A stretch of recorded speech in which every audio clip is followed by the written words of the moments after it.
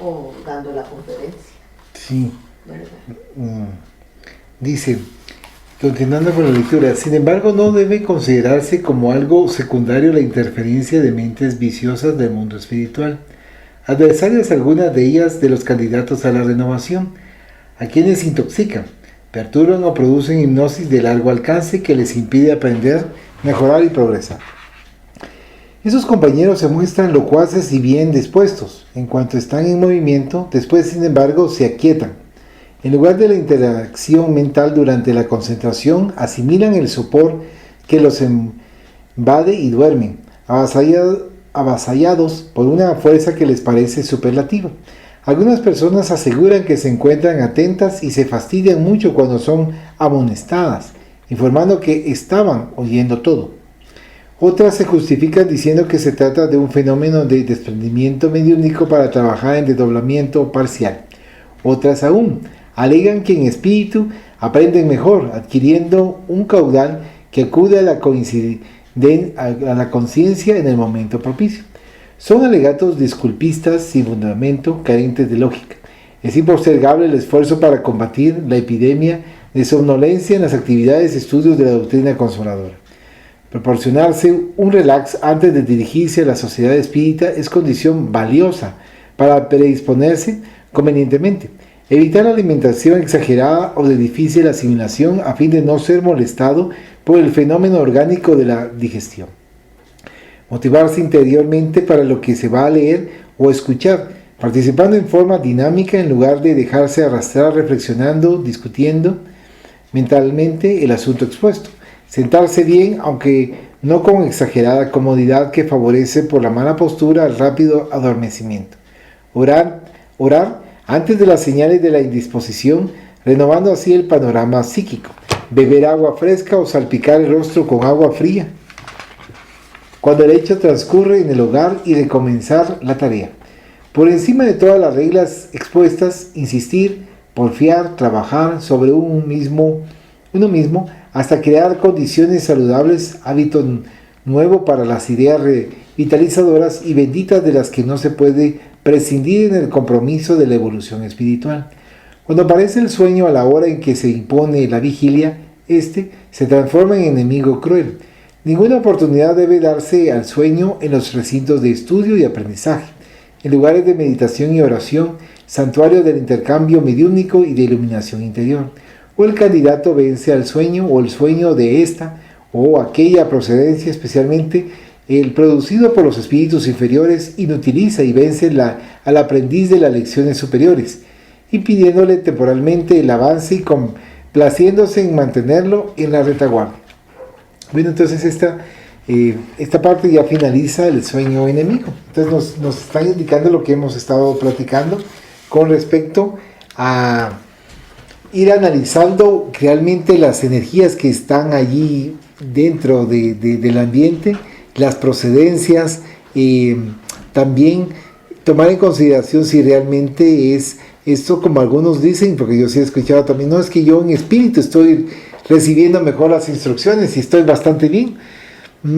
Y entonces aquí nos hacen recapacitar. Algunos puede que sí, pero la mayoría quizás está muy aturdida y perturbada, entonces por eso están siendo atacados y amonestados espiritualmente por parte de nuestros hermanos, ¿verdad? Sí, pues, porque eso se justificaría, como dice usted, de decir que el espíritu está captando, pero eso lo justifico yo en un niño que se pone a jugar, a molestar, ¿verdad? Sí. Y su espíritu probablemente esté captando, como este ejemplo que pusieron los brasileños, que ese niño que tenía leucemia y le dijo que él jugaba y no ponía atención, ¿verdad? Pero su espíritu sí captaba y él sabía que no iba a morir, iba a seguir viviendo. Entonces digo yo, se justifica así, ¿verdad? Porque se distrae, pero si cuando uno se distrae es porque la mente es traviesa, como dicen, ¿verdad? Y se va y por eso y por eso nos dicen prestar atención y estar en una postura, sentarnos en una postura no tan cómoda como para dormirnos, sino una postura cómoda, pero para prestar atención. Pero para no tratar de no dormirse. Y ahí sí que como, mire, yo le digo a la Martita, entre todas sus cosas buenas y malas que tenga, le agradezco que le guste sentarse adelante, porque me decía, no me siento atrás, no vengo a platicar, yo vengo a escuchar. Eso sí tiene. Ajá. Porque sí tiene su disciplina en la que creció, como decía que a ella la obligaba. Sí. Bueno, pues fue bueno, le digo yo, fue bueno porque aprendió, le digo, le enseñó que no se debe sentar uno, ¿verdad? Entonces ahora yo le digo yo, ya procuro no irme hasta atrás, así como muchos buscan la parte de atrás. Le digo yo antes la buscaba, le soy sincera, ¿verdad? Pero ya entendiendo de que hoy ya no quiero, hoy quiero poner atención porque me interesa, ¿verdad? De que me distraiga de vez en cuando, sí me pasa, ¿verdad? Porque como dicen, la mente con tantito se pierde, ¿verdad? Pero si nos lo estamos virtiendo ahí, pues debemos tener ese cuidado, ¿verdad? Para no dormirnos, porque sí, el cansancio sí lo bota uno, ¿verdad? Y dependiendo de cómo esté el día también, que se ha fijado que si hay mucho calor, a eso nos colabora, porque habemos mucha gente, ese calor humano, ¿verdad? Entonces, y también, como dicen, la parte emocional del que nos está impartiendo todo eso, el que está dando, va está hablando. Entonces, que sube y que baja. Que sea ameno para poder estar atento, ¿verdad? Y no tener una línea suave y en donde, si uno está cansado, obviamente le baja la revolución, ¿verdad? Continuando con la lectura, tenemos el título del numeral 39, página 151, título Duda. La duda o suspensión del juicio es esa incertidumbre entre la afirmación y la negación. Debe ceder lugar a la definición del comportamiento luego del concienzudo examen de la información que llega al conocimiento. Necesariamente la creencia simple e ingenua, siempre respetable, debe conceder espacio a la ciencia que resulta de la experiencia personal con relación a los hechos. En lo que concierne a los valores espirituales, el hombre, pese a las constantes informaciones y testimonios probatorios de la vida espiritual, se debate en incertidumbres bien cultivadas con las que se compromete, asumiendo actitudes infelices y tomando decisiones incompatibles, incluso con su propia condición de civilizado.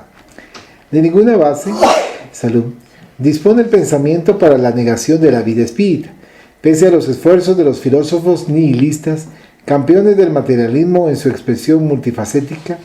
Por más amplios poderes que se confíen a la mente encarnada, un ligero examen de la documentación histórica de la humanidad en torno de la fenomenología espiritual basta para demostrar el equívoco en el que algunos se enfervorizan, apasionados como deseando imponer los trámites a los que, según su gusto, deberían obedecer el pensar y el existir.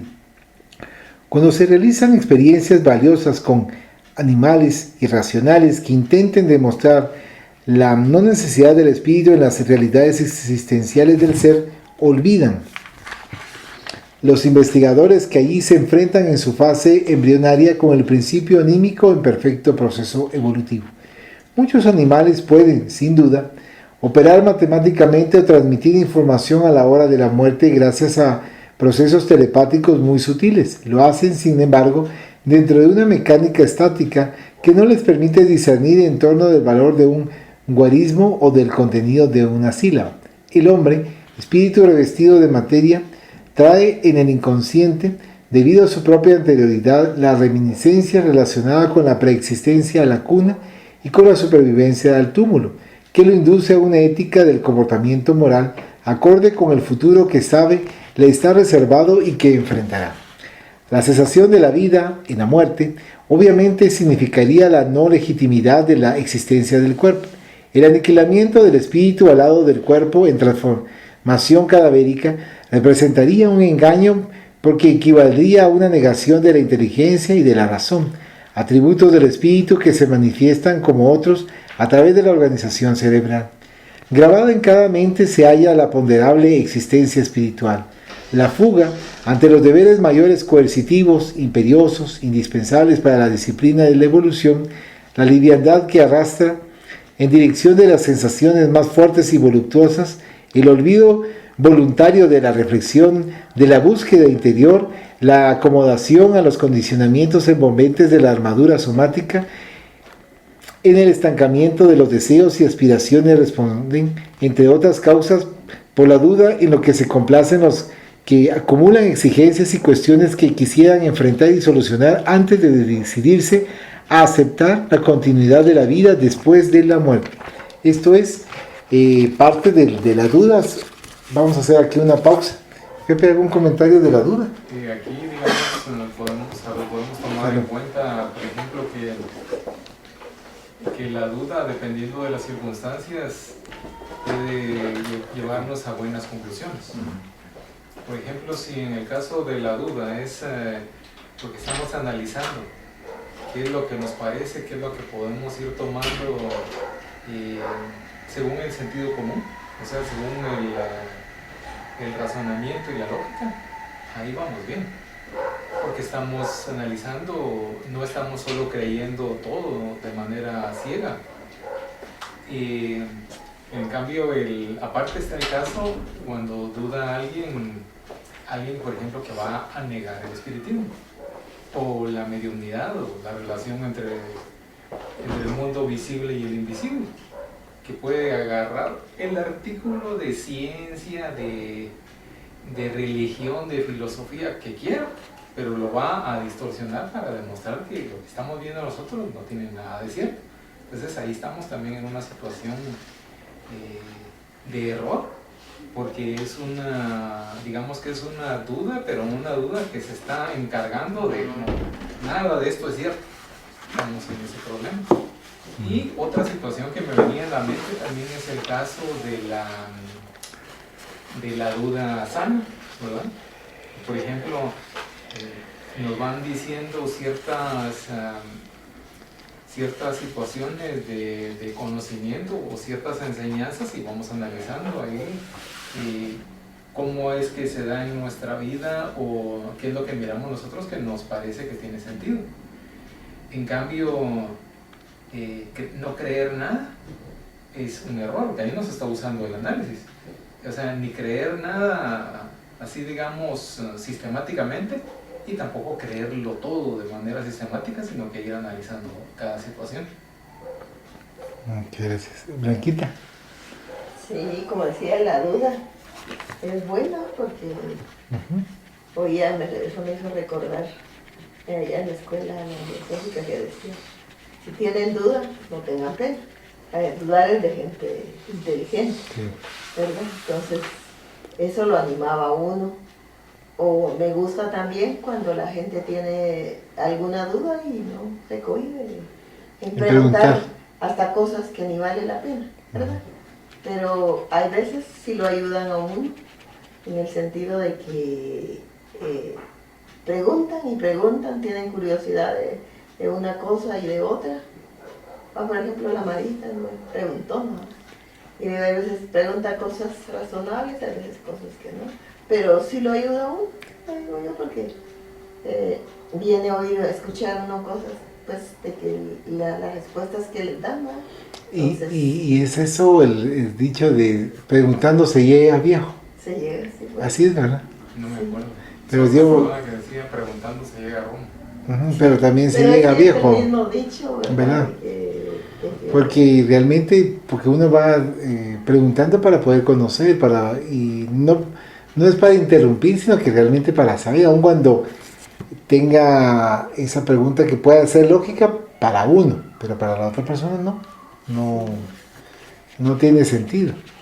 Algunas personas me han dicho, es que mire, ¿y cómo es posible que esta persona no entienda parte de la doctrina espírita, pero si es un profesional? Entonces yo le decía, es totalmente distinto una profesión a conocer la doctrina espírita, porque piensan que existe similitud, es distinto. O sea, pueden ser muy buenos en su especialidad de la profesión, pero para ellos se les dificulta el entendimiento de ciertas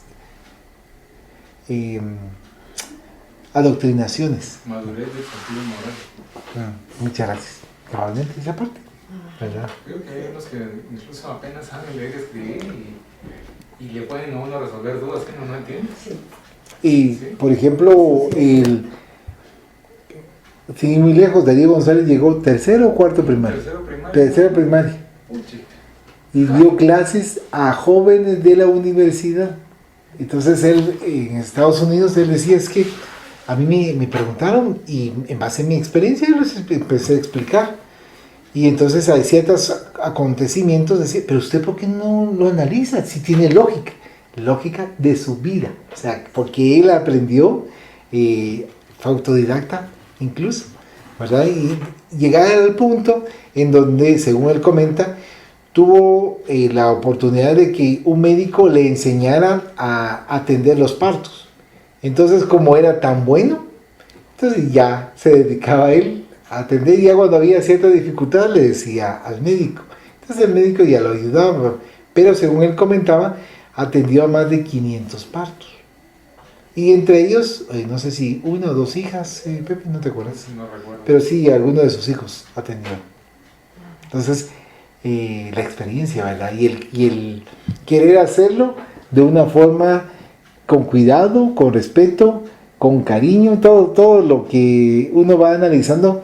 Me ponía a pensar con respecto a las parteras, ¿verdad? Que su trabajo, pero al mismo tiempo la intuición que se les está brindando por parte del mundo espiritual, mala experiencia, entonces toda esa combinación ayuda mucho para poder atender. Y muchas de ellas decían, cuando veían cierta dificultad porque el niño no estaba en la posición para salir de cabeza, sino que estaba al revés, entonces llamaban al médico, porque ahí sí era muy difícil acomodarlo para que se volteara.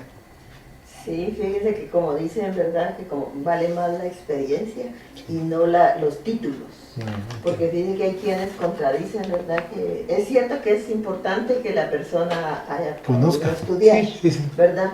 Pero creen que la persona que estudió, esa lo va a saber todo. Y no es así, porque como usted está diciendo, ahorita tuve una experiencia, ¿verdad? Con la Beba, que el niño se le estaba cruzando porque ya estaba muy incómodo, ¿va? Entonces la Martita me llamó no sé qué día y me dijo, fíjese, me dice que yo tengo pena que no le vaya a pasar nada a la bebé o al bebé, me dice.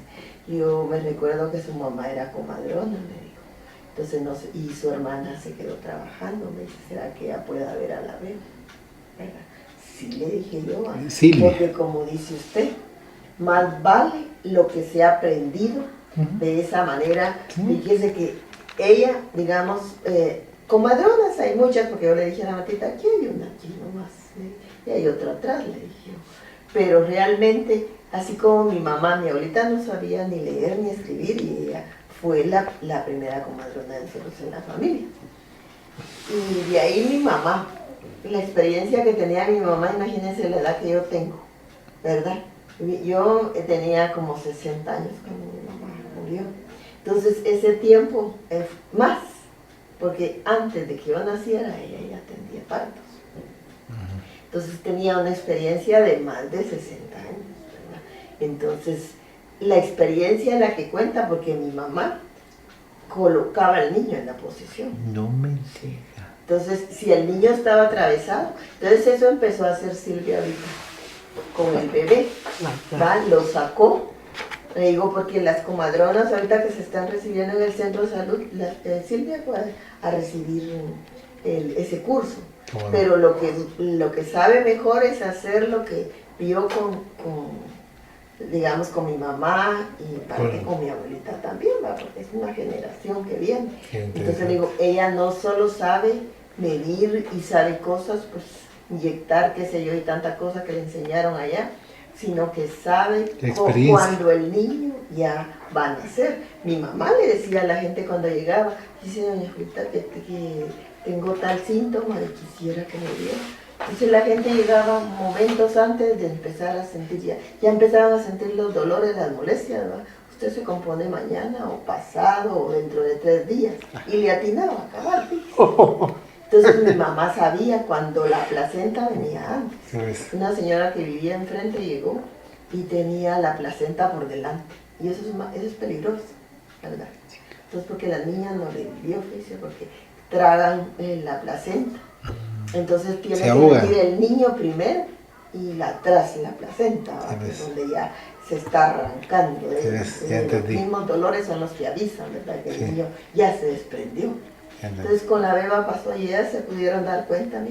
Que así como el chamán, que camina a la par del papá y no aprende todo en una escuela, ¿verdad? No, que la aprende siguiendo los pasos. Los pasos del chamán mayor, ¿verdad? Sí. Que le está enseñando todo lo que debe aprender sobre la naturaleza, sobre cómo curar, ¿verdad? Eso es diferente Sí. a que venga un médico y le diga que el chamán no sabe nada. No. El chamán está Y tiene conectado experiencia. mejor con Dios. Porque como yo le digo, me dice la Silvia que estuvo en el parto de la Sherry de Ana. Y me dice, fíjese usted, me dice, yo sí me puse mal, me dice, que no entró usted, porque yo no entro porque yo no puedo ver sangre, yo me desmayo.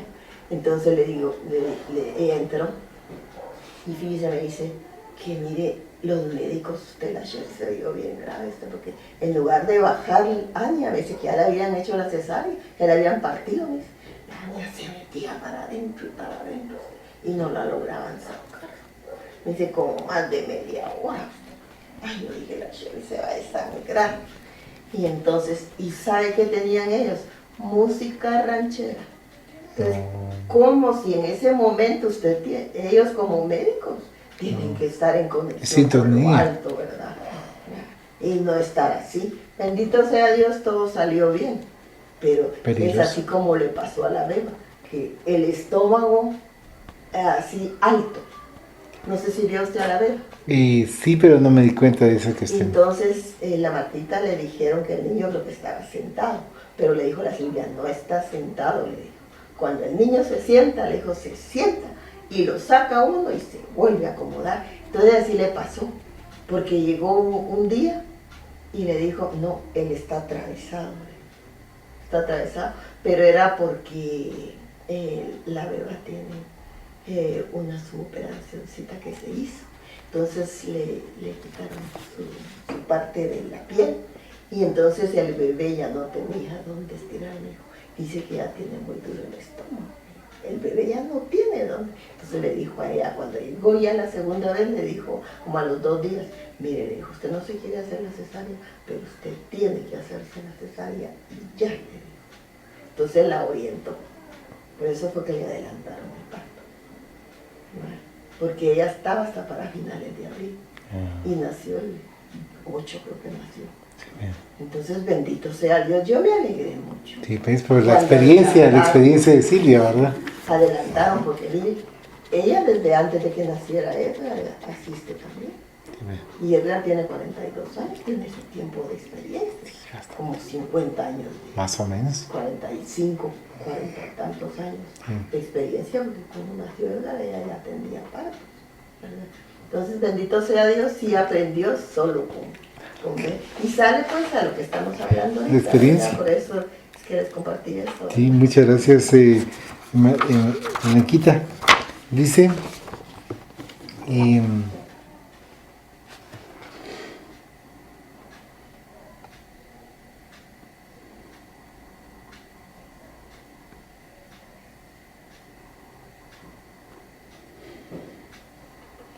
la cesación de la vida en la muerte obviamente significaría la no legitimidad de la existencia del cuerpo. El aniquilamiento del espíritu al lado del cuerpo en transformación cadavérica representaría un engaño porque equivaldría a una negación de la inteligencia y de la razón, atributos del espíritu, que se manifiestan como otros a través de la organización cerebral.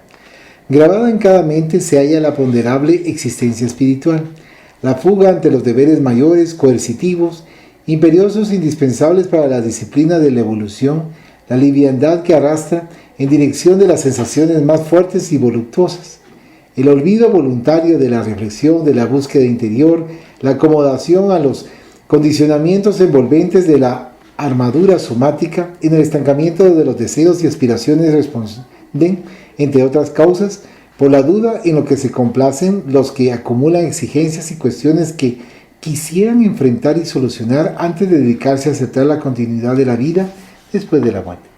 Quisieran poder ver y oír a los muertos, dialogando con con ellos. Necesitarían informes científicos contundentes que solucionaran problemas graves de la condición humana. Preferirían medir y pesar, constatar y fotografiar a los comunicantes espirituales. No obstante, cuando todo esto ocurre, intentan las explicaciones complejas y aparatosas, siempre subordinadas a la negación, complaciéndose en permanecer en una duda saludable, siempre mejor que una aceptación precipitada conforme asegura. La afirmación de la sobrevivencia solamente calma, dulcifica y consuela a aquel que cree. La galería de los infelices y atormentados exhibe siempre los especímenes más ardientes de los escépticos y negadores desprovistos de esperanza y de paz. La convicción espírita es, por esta razón, lúcida y balsámica. No incita al fanatismo que desequilibra, no convoca a la negligencia que entorpece, no subordina a compromisos perjudiciales, libera de toda pasión, estimulando para las aspiraciones de la solidaridad con las que arma al hombre para una perfecta visión de los objetivos de la vida en la célula individual y en el organismo colectivo en el que haya en palpitante participación. Ver, escuchar y dialogar con los muertos no es suficiente en lo que concierne al impositivo de la fe. Convocatoria valiosa, el fenómeno mediúmnico debe hacerse acompañar con carácter de urgencia del estudio sistemático y constante de la filosofía espírita, en la cual se obtienen conceptos con notaciones, informes importantes que forman el contexto de una fe sin conflictos que se convertirá en una estructura de amor, tal como fue preconizada por las lecciones de claridad meridiana de las que se hizo el prototipo insuperable Jesucristo. Bueno, aquí, finalizando este punto de la duda, número 39, nos comenta la importancia de cómo en determinado momento nuestros hermanos dan a conocer a los científicos para que vean, para que no conozcan, para que escuchen, pero aún así dudan, aún así no aceptan. Y por eso se comenta en la época del Maestro Jesús de Nazaret que los simples, los sencillos, van a aceptar más la propuesta del Evangelio que aquellos que conocen mucho más. ¿Por qué? Porque le ponen una serie de elementos para no acreditar en la información. Y eso también nosotros lo podemos ver. Si eso se daba en la época del Maestro Jesús de Nazaret, no se diga actualmente, cuando se están estudiando los fenómenos y dicen no y no. ¿Qué es lo que le pasó a Hipólito León de Niza Ribalín? Cuando él empezó a codificar el libro de los espíritus y estaba dentro del grupo de profesionales, de conocedores, de filosofía, de muchas cosas más, ¿cómo él se atreve a meterse algo de ignorantes? Pero precisamente por el concepto que ellos tienen de que están en una posición más alta, lo que Pepe con su comentario mencionaba de la parte moral, ¿verdad, Pepe? Que mencionaste, de la madurez espiritual. Entonces, ellos tratan la manera a través del bisturí, a través de la ciencia, a través de una serie de mecanismos, si se puede analizar, se puede entender, y por eso muchos no lo aceptan. Entonces utilizan otros nombres de ciencia para poder estudiar y evaluar, y aún así estudiando, evaluando, viendo el pesaje de cuando alguien está con vida y cuando fallece, unas onzas se disminuyen con respecto al peso. Entonces no es posible. ¿Pero por qué? La negación que existe, o sea, teniendo el conocimiento para poder estar abiertos, o sea, ellos están muy materializados que no quieren ceder a la parte de la espiritualidad. ¿Algún comentario, Blanquita? Sí, es cierto, como dice usted, ¿verdad? Que la ciencia, como dicen, lo quiere saber todo, sí, y no da crédito a la experiencia que ha vivido tanto tiempo antes y ahora, por decirlo así, se vive, ¿va? No aceptan nada de eso, solo la teoría que ellos traen, porque no hay no hay práctica, no hay experiencia de nada. Solamente que porque me lo dijeron, porque lo leí, ¿verdad? Me lo enseñaron, entonces yo lo repito, ¿verdad?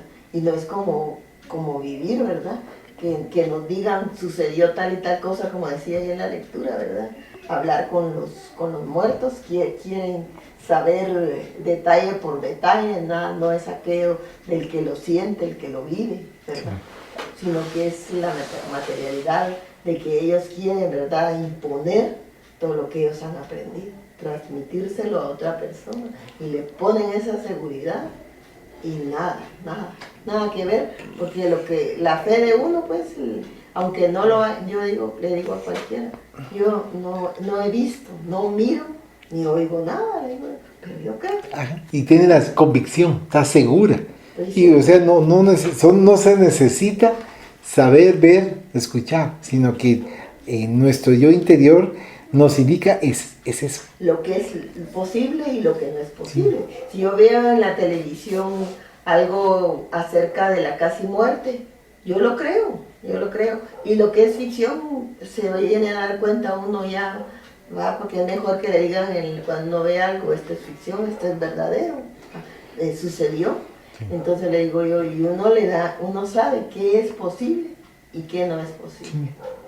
No, y base también en sus comentarios que dio anteriormente con respecto a su hermana Silvia, de la experiencia, o sea, de la experiencia para poder determinar con respecto a que estaba atravesado el bebé, y que poderlo poco a poco modificar, y también darle la sugerencia con respecto a acelerar el proceso de nacimiento y que fuese necesario debido a las circunstancias que tenía. Porque ellos, mi mamá y ella lo palpan. Entonces es otra cosa, lo que pasa es que la gente no cree. Ahí entra la incredulidad, ¿sí?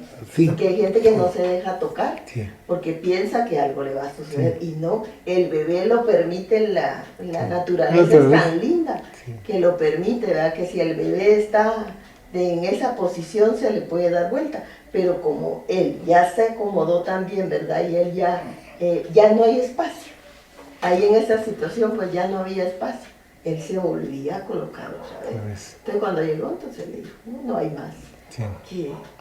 Y no quería cesárea, pero en esa situación en que estaba era importante, era necesario, ¿verdad? Sí. Entonces le digo yo mucho, vaya que se le ocurrió a la Martita, sí, decirle como madre, porque a ella le hizo caso, sí, ¿verdad? La intuición, porque ella tenía miedo cuando me llamó, me dijo, tengo miedo, me dijo, que le pase algo a la bebé, o a los dos, y tenía razón, porque el bebé tan lindo ya estaba bien grandote, ¿verdad? Y estaba grande, y se le miraba a ella el estomaguito bien chiquito. Entonces cuando le dijo a mi hermana, el bebé está grande, y cabal, pesó casi 7 libras. Cabal, mire, no se equivocó porque lo toca. Mi mamá también decía a la persona, lo tiene muy pequeño, está pequeño el niño, no está grande.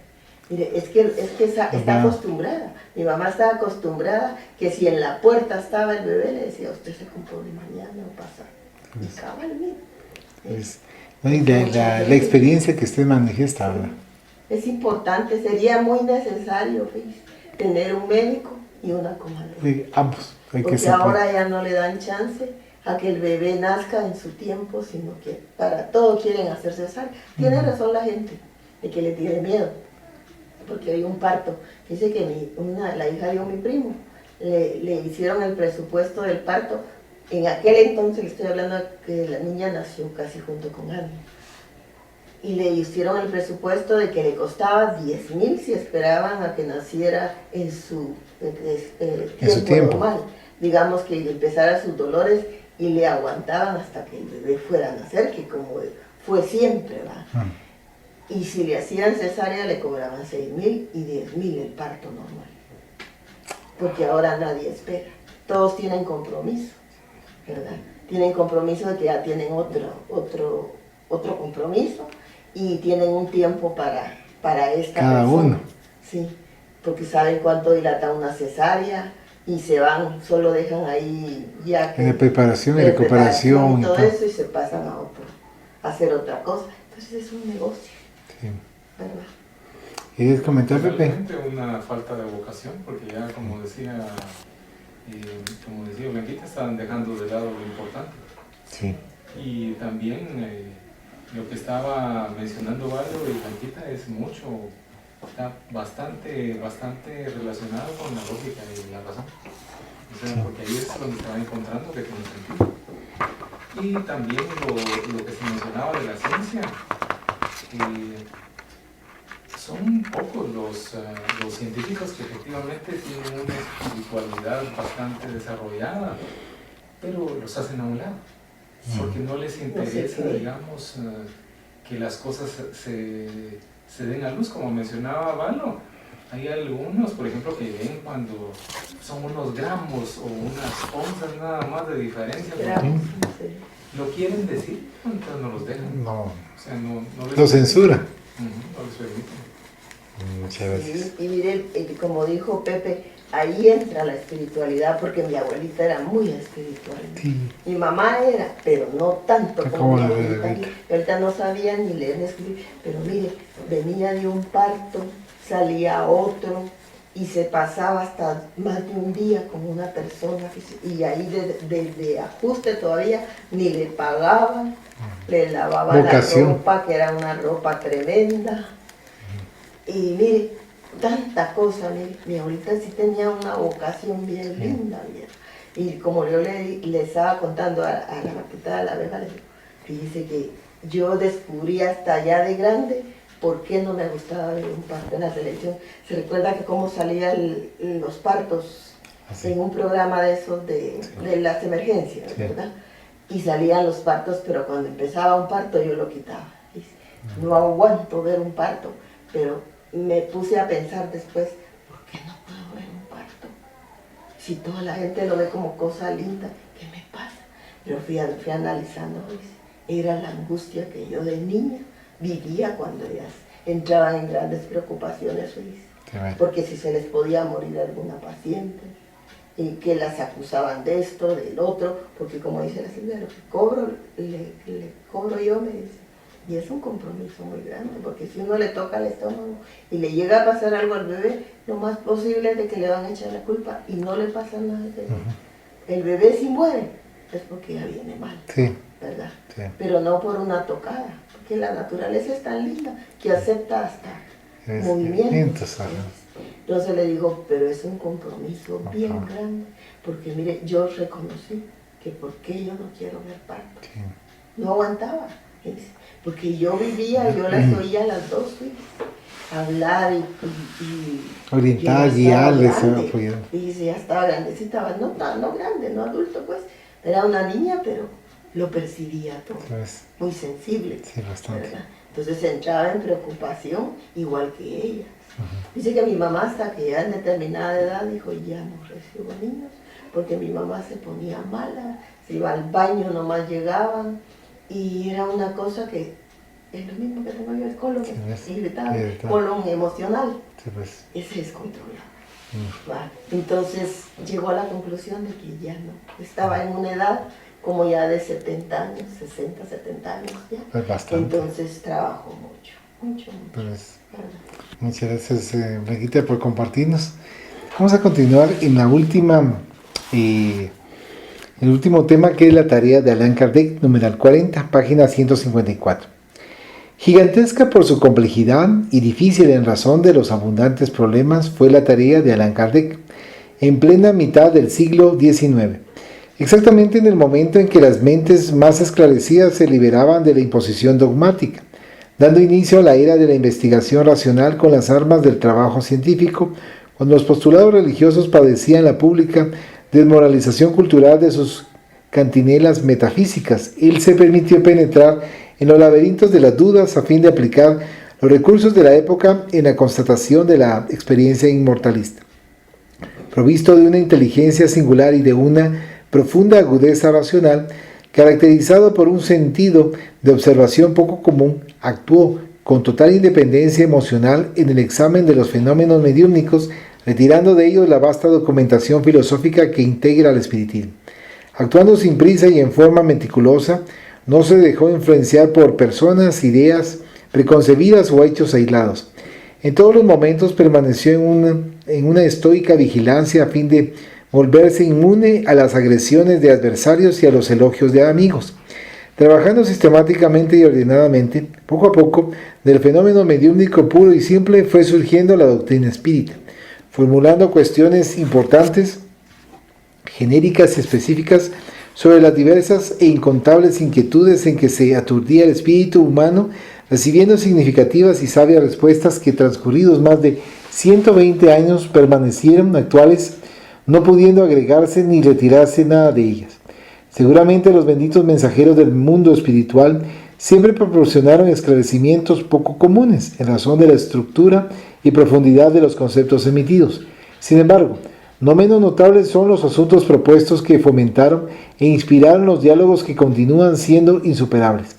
Respondiendo a la crítica honesta con la lógica de los hechos, Kardec despojó de mitos a la mediunidad, estableciendo una perfecta metodología para su ejercicio, ofreciendo instrucciones seguras al mismo tiempo en que analizaba sus dificultades con un criterio absolutamente firme y justo.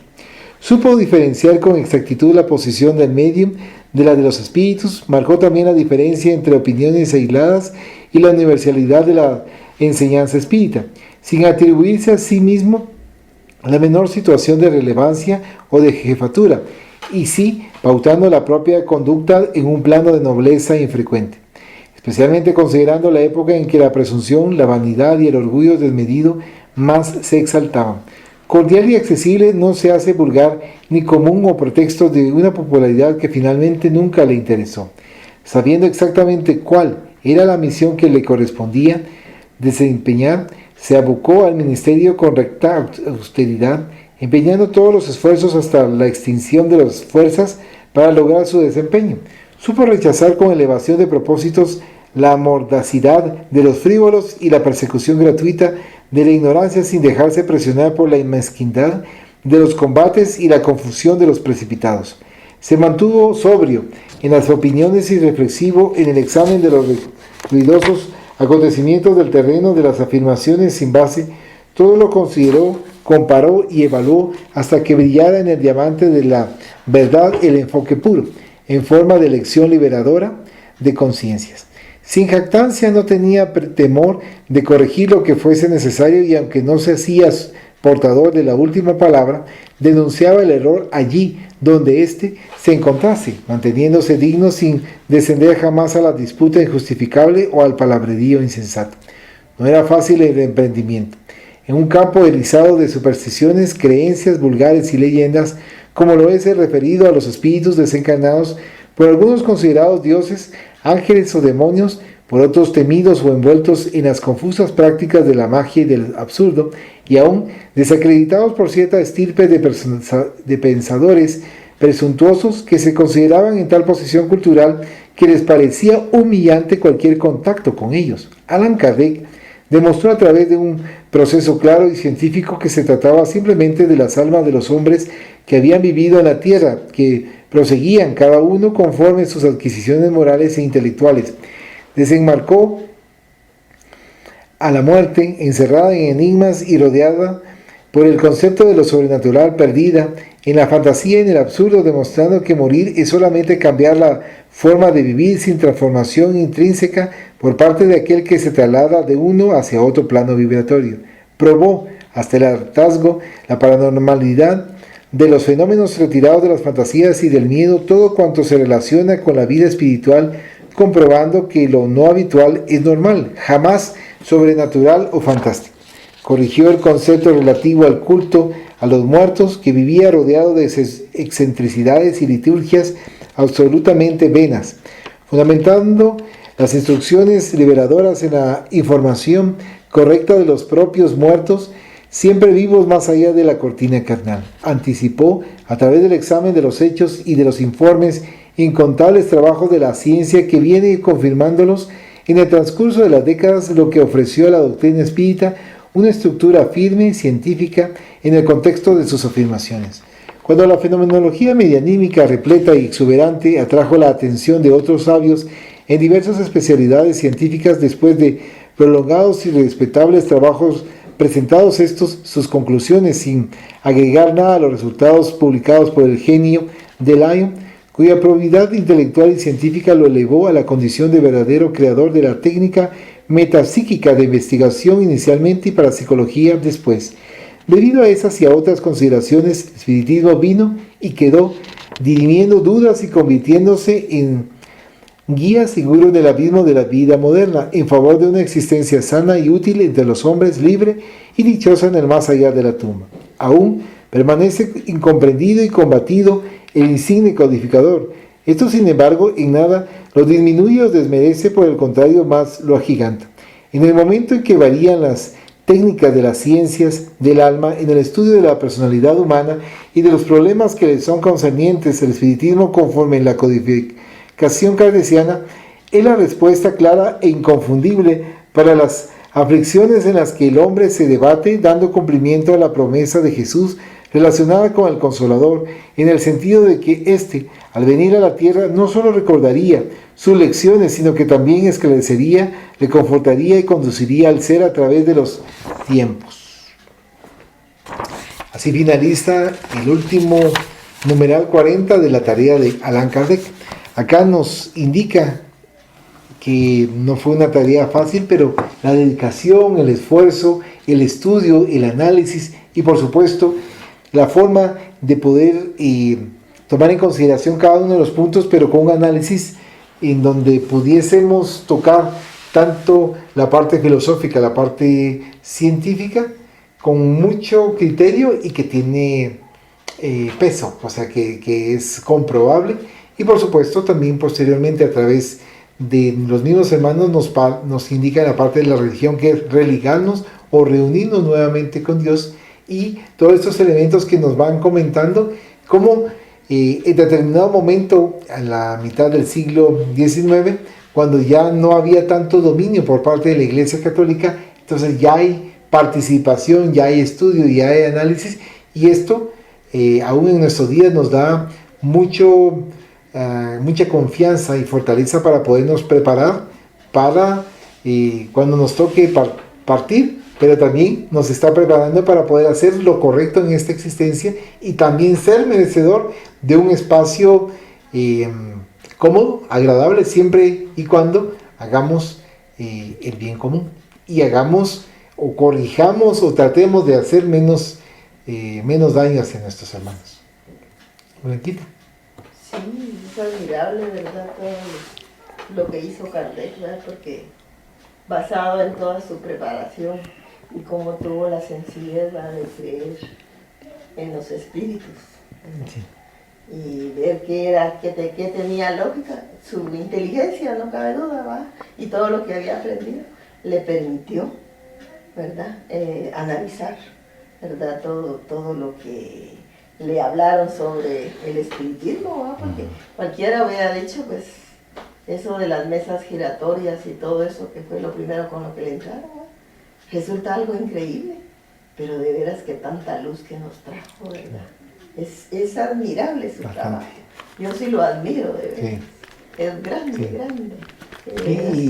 Y el hecho de él codificar y la información de todos nuestros hermanos superiores, o sea, con un conocimiento muy amplio, pero que al mismo tiempo él va sabiendo armar, sabiendo orientar, obviamente por la guía, incluso si no estoy mal, en un momento dado cuando no estaba de acuerdo el espíritu de verdad, había ciertos movimientos o ruidos intermitentes. Entonces cuando ya estaban reunidos en una de las reuniones mediúmnicas, indicaba a través de una medium, en tal punto, párrafo tal, se escuchaste determinados ruidos porque no están de acuerdo, esto hay que cambiarlo, o sea, a ese punto para poder mejorar la información y por ende la divulgación. Acá nos comentan dentro del estudio que no se ha modificado nada, porque tiene lógica, o sea, nada, ni una coma.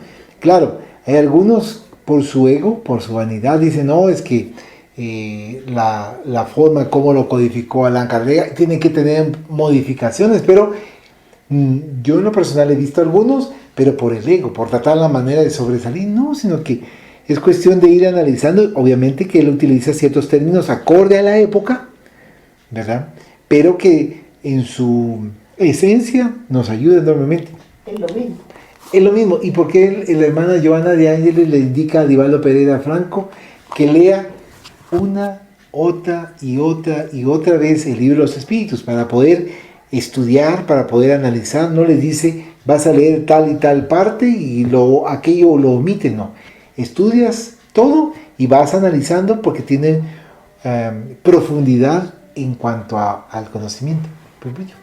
Y lo que estaba mencionando de Allan Kardec, efectivamente, él como que fuera prácticamente como que estuviera haciendo un estudio científico, porque él mismo decía que si varias fuentes daban el mismo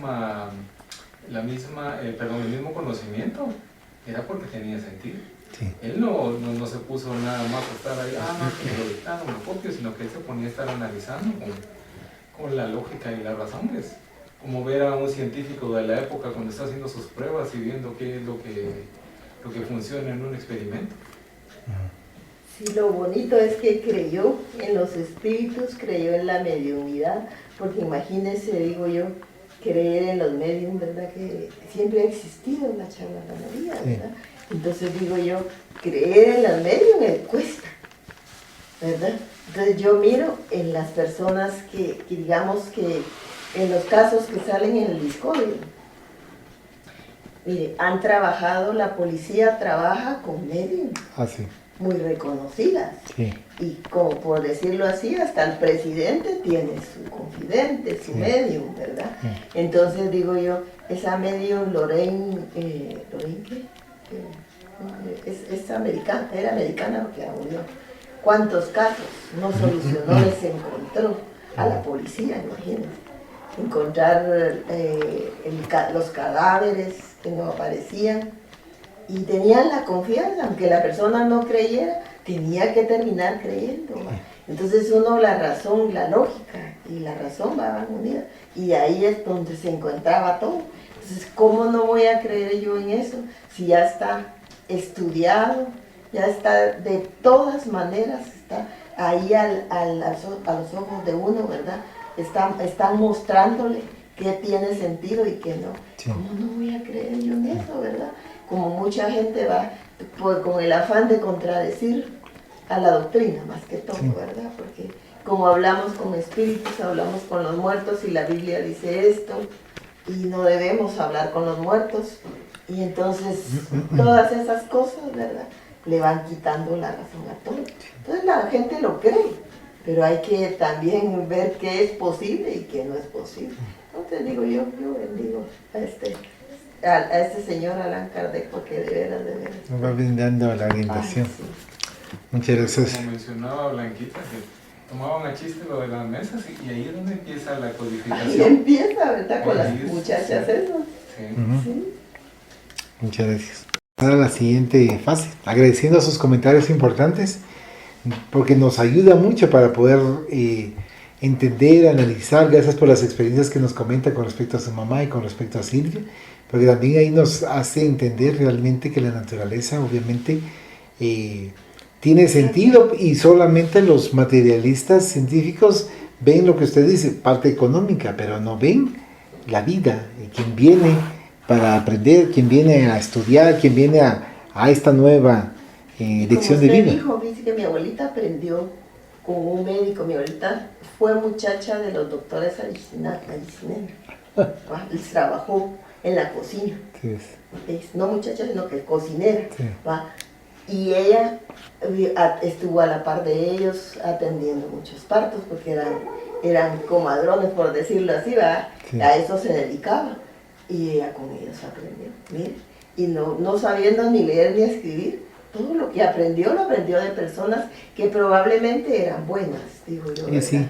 Y también tomemos en consideración, en esta existencia era analfabeta, en esta. Pero el conocimiento adquirido del pasado, en vidas anteriores, ¿quién no nos dice que pudo haber sido alguien conocedor? Sí. O doctora, o doctor, o enfermero, o enfermera. Y le comenta ese, se me eriza la piel, ¿verdad? Era bien sabionda, viera. ¿Perdón? Era bien sabionda, mi abuelita. Entonces, ahí donde nosotros vamos adquiriendo y aprendiendo también con respecto al conocimiento adquirido de las vidas anteriores, y por eso vamos acumulando esa información, como le pasó a su abuelita, ¿verdad? Adquirió esa información, le brindaron esa información y gracias a Dios. Y fíjate que no solo, digamos, curaba, porque mi mamá también vivía en el mercado, se acercaba al mercado, la conocía mucha gente. A mi abuelita, como vivíamos cerca de la terminal, le llenaban la mesa, todas de verduras, le llevaban víveres. Como agradecimiento. Sí, como agradecimiento. Sí, porque casi por lo regular era mucha natural. Sí, Pues, sí, es entonces que, le digo, todo la comida la teníamos. Éramos pobres, sí. Vivíamos en un cuartito pequeño, pero lo teníamos en abundancia porque gracias a él. Sí, y por su... Y mire cómo practicaba su evangelio, eso le digo. Eso me dejaba asombrada porque mi abuelita sí practicaba su evangelio. Cómo hacía de caridad, cómo le daba de comer a la gente. Aunque llegara, por lo que llegara, la llegaban a vender, no le regalaban nada, probablemente, las que vendían. Y ella siempre le ofrecía una taza de café, un panito. Qué linda. Siempre. Qué bonita. Entonces digo yo, de lo que ella dio, recibió, y en abundancia, bendita Dios. Sí, hasta para nosotros. Sí, qué bendición. Gracias, Blanquita. Vamos a hacer entonces